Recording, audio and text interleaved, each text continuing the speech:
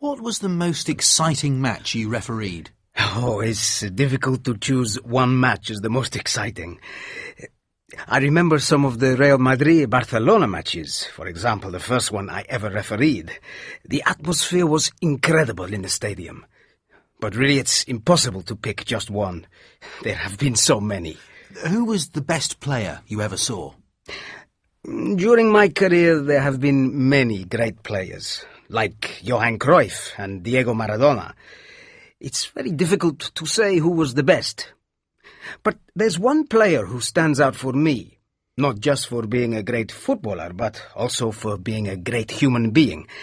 And that was the Brazilian international Mauro Silva, who used to play here in Spain for Deportivo La Coruña. What was the worst experience you ever had as a referee? The worst? Well, that was something that happened very early in my career. I was only 16, and I was refereeing a match in a town in Spain, and the home team lost. After the match, I was attacked and injured by the players of the home team and by the spectators. After all these years, I can still remember a mother who had a little baby in her arms who was trying to hit me. She was so angry with me that she nearly dropped her baby.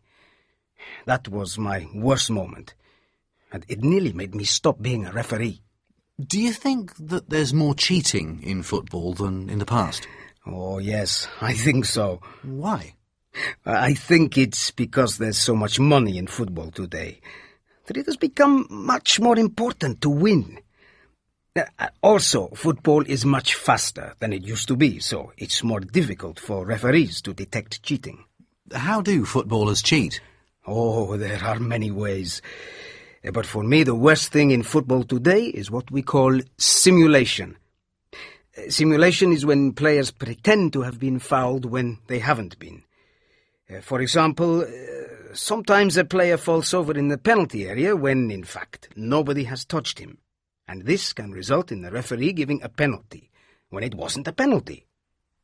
In my opinion, when a player does this, he's cheating not only the referee, not only the players of the other team, but also the spectators.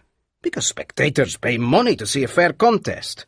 What's the most difficult thing about being a referee? The most difficult thing is to make the right decisions during a match.